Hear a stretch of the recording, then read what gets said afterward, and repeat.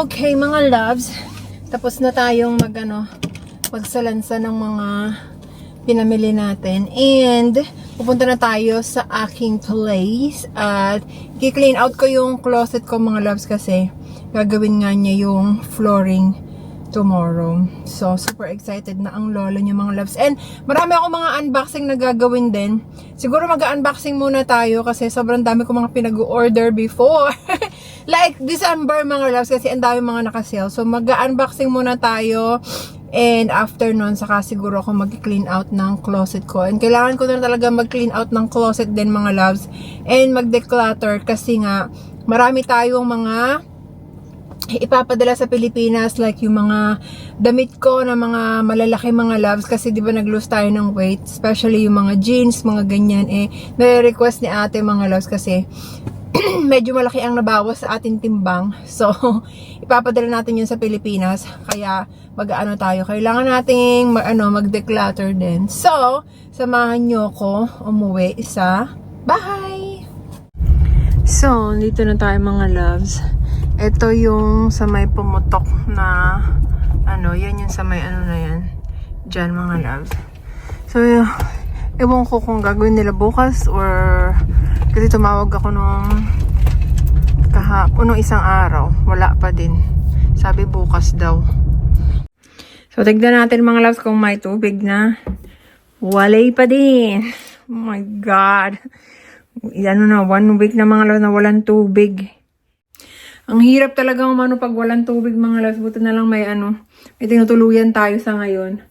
Pero hopefully matapos na nila bukas kasi sabi Monday. So today is Sunday, mga loves. So Monday gagawin daw. Pag hindi pa nila nagawa, ewan ko na lang, mga loves.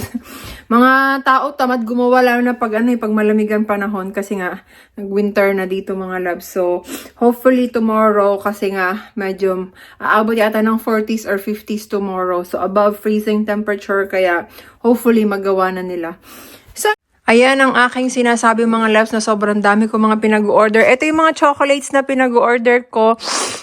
Kasi di ba di tayo nakabili ng chocolates nun sa Walmart. May nabili tayo pero konti lang. So ayun yung aking mga pinabili na meron akong in-orderan na app. Papadala natin yan sa Pilipinas.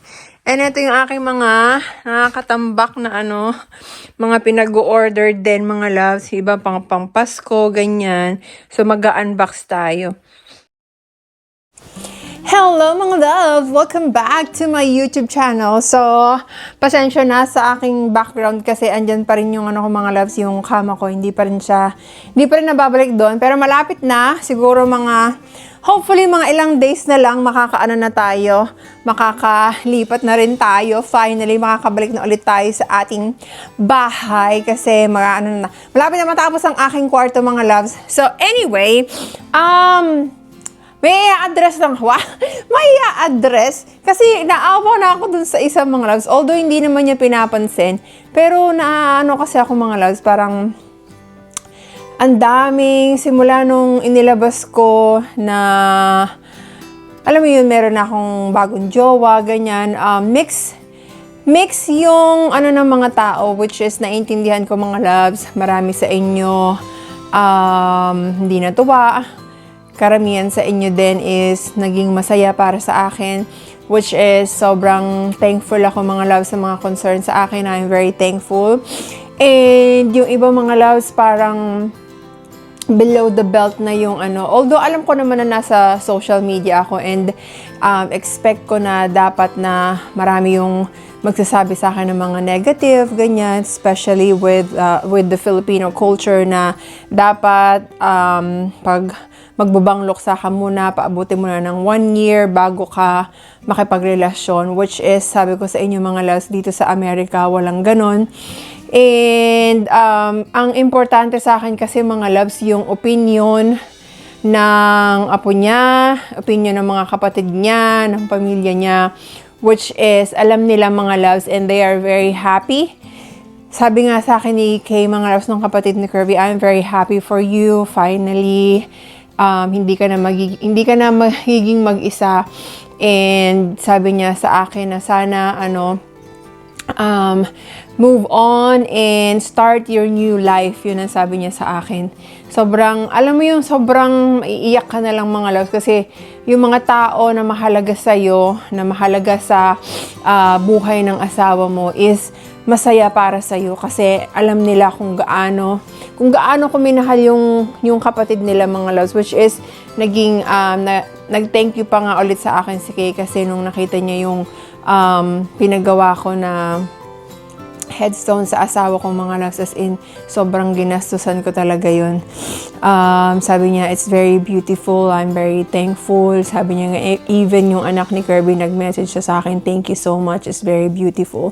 So yung mga ganong bagay mga loves, yun yung mga nagmamatter sa akin, hindi yung mga sinasabi ng ibang tao ngayon na ang landi mo, ganyan, ang dali mong makahanap, ang dali mong makamove on, para kang mauubusan ng lalaki. Hindi ko nga hinanap mga loves kusa siyang dumating. And, ang dami lang nagbabash na, okay lang na ako yung ibash yung mga loves, pero yung ibabash nyo yung tao na wala namang kinalaman. Alam mo yun, although winarningan ko naman siya, sabi niya, I don't care because I got what I want, which is me. Pero nakakaano lang mga love, sabi niya, ganun pala yung mga tao sa Pilipinas. Alam mo yung hindi ko pa nga hindi pa nga siya nakakapunta sa Pilipinas, pero ganun na yung mga nakikita niyo mga comments ng mga tao, kasi pwede mong i-translate kasi yun mga loves So anyway, may mga talaga na, below the belt na yung sinasabi sa kanya. Sabi niya, they don't even know me, which is very true mga loves. And I don't really understand kung bakit ganun yung sinasabi ng mga ibang tao na nagpunta lang kami ng Las Vegas, naging sugar mama na daw ako. Hindi nga ako yung nagbayad ng mga loves. Ang binayaran ko lang dun nung yung hotel namin, which is sa Bellagio. And yung sa Bellagio, mga loves, libre pa yun. Kasi, di ba, nagkakasino ako. So, yung sa binayaran ko lang sa Bellagio is yung resort fee, which is magkano lang nasa 200 something. Even ilang nights kami nagstay doon. Complimentary yun, mga loves, complimentary room. And then, yung resort fee lang yung binayaran ko. Tapos, ang mga nagbayad lahat ng mga mga loves ng gastos sa Las Vegas is siya. Pinag-shopping niya pa ako. Tapos ako yung naging sugar mama. Sabi ko, paano nangyari yun? Yung pamasahe pa lang namin mga loves papuntang Las Vegas, nasa $800 na, nasa 40,000. Mahigit-higit, kumulang 40,000 or over 40,000 pesos mga loves. Hindi man ako nagbayad nun, siya. Tapos ang ending, ako yung naging sugar mama. Hindi ko sinasabi to mga loves to defend myself. Sinasabi ko to para lang maano nyo na hindi, paano ko ba i-explain? Dito kasi sa Amerika mga loves, when it comes to like gastos ganyan, normally nag-share talaga kung mayaman yung magiging jowa mo, okay na siya yung gumastos mga loves. Ako yung tipo ng tao na gusto ko yung kahit pa paano meron akong share, kaya nga nag-book ako ako yung na nag-offer na mag-book ng hotel. Pero the rest siya na yun mga loves. And binayaran ko din yung nung kumain kami sa Cosmo kasi yun lang mga loves. And then the rest, lahat ng mga kinainan namin, siya na lahat ng gumastos and everything, Uber, ganyan, siya na lahat yun mga loves. And hindi ko lang maano na bakit ganun yung mga tao. And dahil sobrang saya ko, ang arte ko na ganyan, which is hindi ko na maaano mga loves, kung hindi ko na mababago yun parang paano ko ba sasabihin? He is the type of person na yung love language niya is giving as well, and also touch. Mahilig siya sa touch mga loves. Like kung kakain kami, gusto niya lagi kaming magkatabi. Like, for example, sa restaurant, so this is the table, ito yung isang bangko, dito siya, lagi siyang nakayakap, lagi siyang nakaano. Ganun siya ng tipo ng tao, mga loves, as in. And, sinasabi nyo rin na, anong tawag dito, na baka mamaya, ginagamit niya lang ako. Mga loves, kung alam nyo lang, yung effort niya sa akin from the beginning, like, hindi ko kasi, Okay, hindi ko na dapat i-explain to, pero gusto ko kasi siyang ipagtanggol, mga loves. Kasi hindi niya deserve yun. Ako na lang yung i-bash niyo, wag na siya, mga loves. Siya yung tipo ng tao na simula nung nagkakilala kami, mga loves, hindi ako interesado sa kanya kasi di ba nga 3 yung anak niya. Matagal na siyang hiwalay sa asawa niya, sa ex-wife niya, like 6 years na silang hiwalay, mga loves. Wala siyang naging asawa after nun. So, nag-ano siya, mga loves. Hindi siya naghahanap. May mga nakarelasyon siya, pero hindi man tumagal kasi hindi niya nga nagugustuhan. Mga ganun. So, anyway, nung nagkakilala kami, mga loves, talagang pinurso niya ako. Kaya sabi ko sa kanya, I'm not interested. Kasi nga, mga loves, alam mo, syempre, kakawala lang ng late husband ko. But he was very consistent. Like, to the point na dinadalan ako ng pagkain sa work, mga loves, as in. Marami siyang mga tatanungin niya ako, did you eat? Ganyan. Kahit nasabihin ko, yes. Alam mo yung pupunta pa rin siya sa work, tapos sasabihin niya, labas ka. Sabi ko, bakit? Tapos may dala-dala ng bulaklak, tapos may dala-dalang pagkain, ganyan. Yung mga ganung bagay, mga loves. And naging consistent siya sa mga ganung bagay. Madaming pagkain na dinadala. Tapos, lagi niyang tinatanong kung okay lang ba ako, kung kumain na ba ako, ganyan. And dito nga sa bahay ko, mga loves, natakot ako nung una. Sabi ko, tinanong ko kasi yung ka-work ko, mga loves, kasi kakilala siya nung ka-work ko. So, and siya yung parang yung mga loves, siya yung parang naging tulay kung paano naging kami, ganon.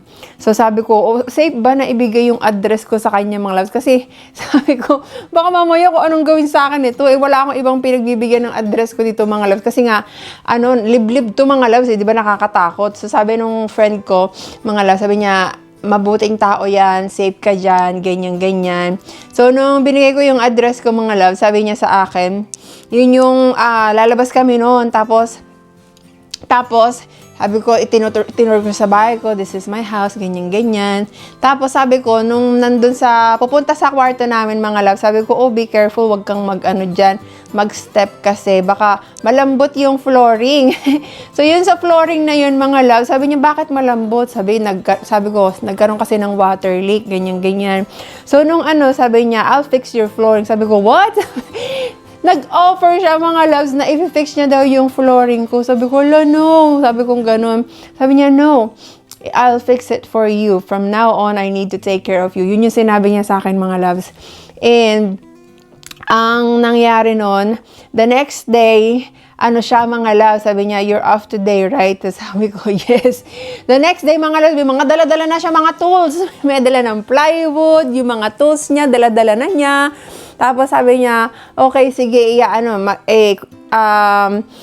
natin to. Parang corner by corner, ipapalitan niya, parang ganun, para hindi biglaan. So, pinalitan niya, mga loves, yung isang nasa corner. Tapos, ini-estimate niya kung ano yung mga kailangan. Mga loves, wala nga akong ginastos.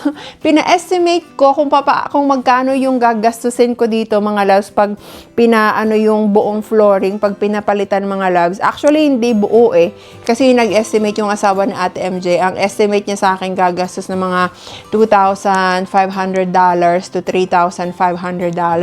Di magkano yun, mga loves? Papalo na mga at least mga nasa 150 to 200,000 pesos. Sabi niya, no, wag mo nang ipagawa sa iba. Ako na lang ang gagawa.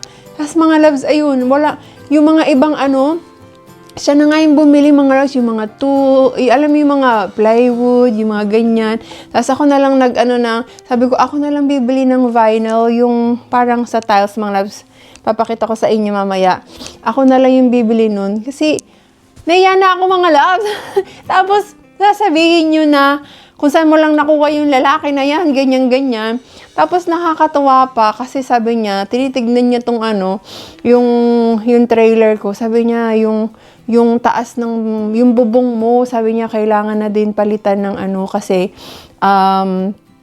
baka mamaya, dyan din ang gagaling kung bakit malambot yung flooring mo. Baka mamaya may water leak na, ganyan. Tapos alam niyo, mga loves, ang ginawa niya, pinower hose niya yung buong bubong ko. Like the whole day, ginawa niya yung mga loves the whole day, pinower host niya yan. Tapos, meron siyang nilagay na parang pintura siya, pero hindi siya pintura. Para siyang coating mga loves ng bubong. Ginawa niya yung like the whole day. Like sabi ko, lo, bakit mo ginagawa to? Tapos sabi niya, I told you that I need to take care of you. So yung ganong bagay mga loves, dun ko na-realize na, seryoso sa akin tong tao na to. Kasi from the moment he saw me, sinabi niya sa akin na I really like you. And alam mo yun, and I wouldn't do this if I don't like you. Ayun, kaya nahulog ang lola niya mga loves. Dun, kasi nakita ko kung gaano siya kabait, nakita ko kung gaano niya kamahal yung mga anak niya. And isa rin yung factor mga loves, and yung pagka-sweet niya. And yung sa mga ilang days, weeks na nagkasama kami sa bahay niya mga loves, hindi ko alam. Hopefully, mga loves, hindi siya magbago. Like, kahit napagod siya, mga loves, na alam niyang pagod ako, pinagluluto niya ako. Like, never kong na-experience yun, mga loves, yung, alam mo yung paglutuan ako ng pagkain. Kasi, yung, mga loves, palagi ako yung nagluluto. Kahit na pagod ako sa trabaho, I'll make sure na kailangan makakain siya ng breakfast, ganyan. Which is, hindi ko pinagsisisihan, mga loves, kasi, alam ko yun, responsibilidad ko yun as a wife. Pero yung ganong treatment, iba kasi sa akin mga loves, parang nanibago ako na na sobrang niya mga loves, sobrang sweet niya, pinagluluto niya ako. So yun, kaya nung mga nakita ko yung mga comments niya sa akin, sa kanya mga loves, sabi ko parang hindi naman niya deserve, like sobrang bait nung tao. And pinagpe-pray ko mga loves, sana hindi siya magbago, and kung siya na nga mga loves yung ibibigay sa akin, alam mo yun, magiging super thankful ako, magiging masaya ako, and I am enjoying kung ano man yung meron ako ngayon. And lilinawin ko lang, hindi pa po kami live-in, hindi pa rin po ako nag-move in sa bahay niya. I still live here, it's just so happen na ginagawa yung flooring ko. And also, minsan dito ako natutulog sa couch, but most of the time, inaano niya ako na, dito ka na lang magano kasi I know na you've been working a lot. It's more comfortable kung dito ka matutulog, ganyan-ganyan. I'll be working naman din kasi, alam mo yung ganon, so para habang nasa work siya, natutulog ako, makakapagpahinga ako ng maayos. Parang ganon mga loves. So, tapos sumabay pa, wala pang tubig. So, oh my God. Pero hopefully, sana next week matapos na mga loves, and sinop na tayo, makapag-declutter, and maka-start na tayo magpadala sa Pilipinas kung ano man yung mga kailangan nating ipadala. So, ayun lang mga loves. I hope na kung hindi nyo man accept kaming dalawa ni Adam, I would totally accept it. Kung gusto nyo akong i-bash, go for it. Pero sana, wag nyo naman i-judge yung tao na hindi nyo pa kilala. Kasi ako mga loves, nasubaybayan nyo ako. Alam nyo kung gaano ko minahal yung asawa ko. And yung nangyari sa amin ni Adam, mga loves, nung nagkakilala kami, hindi yun na hindi yun yung naghanap talaga ako. Bigla na lang siyang dumating mga loves. And I told you before, I do believe that everything happens for a reason. And when you met someone, alam mo yung may dahilan kung bakit kayo nagkakilala. And kung tumagal man kami, pinagpipray ko mga loves, sana hindi siya magbago. And kung ano man yung mangyayari sa buhay naming dalawa, kasama yung mga anak niya, mga loves, I will be happy. Yung sa mga anak niya, mga loves, I have no problem. Sobrang babait ng mga anak niya, mga loves. Wala akong problema, as in. And hindi naman everyday na sa amin yung mga bata, mga loves. Meron lang like 4 times, like Monday through Thursday na sa amin yung mga bata. And then Sunday hanggang Thursday. Tama ba? Basta 4 days a week, gano'n. So, nasa amin yung mga bata. And mas marami yung time ng mga bata sa tatay kesa sa nanay kasi inilaban niya talaga yung mga love. So, dun sa part na yun is talagang hanga ako sa kanya. So, ayun mga loves, maraming salamat sa pagsubaybay niyo sa akin, sa lahat ng mga masaya para sa akin. Super thank you. And sa lahat ng mga hindi nasasayahan sa akin, I don't really know what to tell you. Kapag pinatulan kayo, maldita ako. Kapag kayo yung pumapatol, kapag kayo yung nagko-comment sa akin, okay lang. Pero kapag pinatulan kayo, maldita na ako. So, wag na lang tayong mambully, mga loves. And, ayun, spread positivity. Maging masaya na lang tayo sa buhay ng ibang tao. And, ayun lang. See you again, mga loves, sa ating susunod na vlog. And mag-unbox pa tayo. Marami pa akong unboxing na gagawin. At ito na lang din ang aking susuotin, mga loves. So, see you again maya-maya sa ating susunod na vlog. Thank you so much, everybody. Bye! Very good, man. Very safe like Jollibee. Oh, mate, that'd be better, right? Well, I think.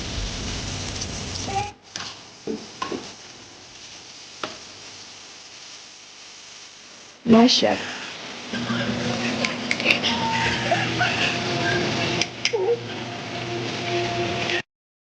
Ang ganda ng flooring ko, mga love. So, natapos niya to kahapon.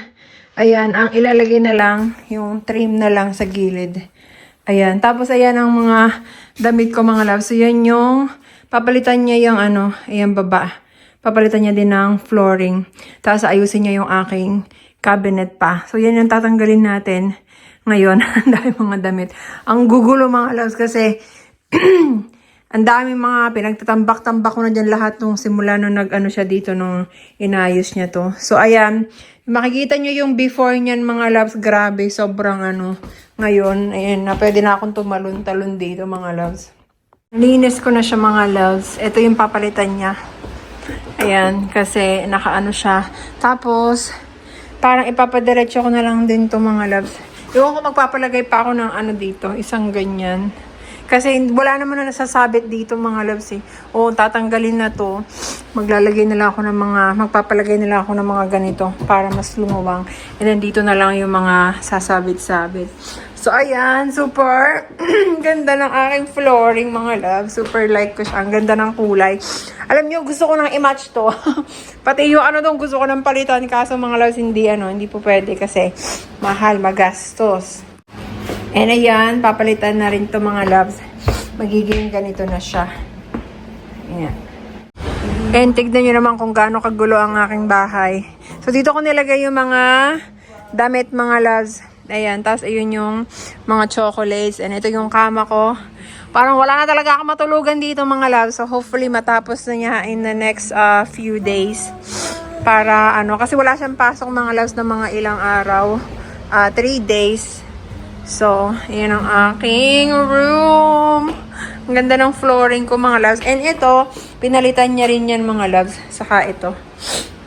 Ayan. Super excited na ako, mga loves.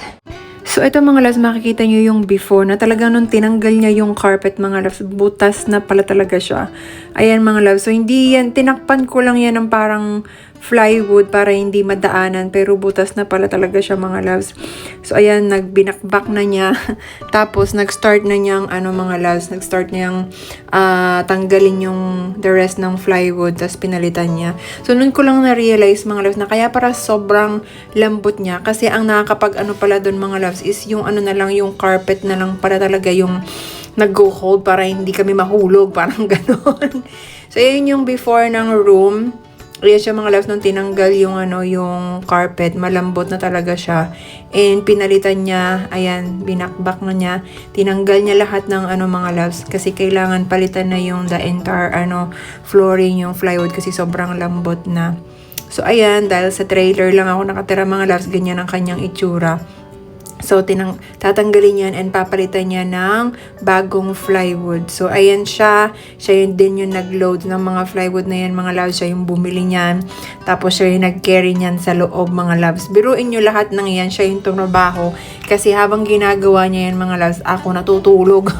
Kasi, wala siyang pasok ng, ano, ng time na yan. Tapos ako, may kailangan kong pumasok ng gabi. And ito naman yung sinabi ko sa inyo kanina na yung sa roof ko, mga loves, na meron siyang keynote dyan, mga loves. So, ayun.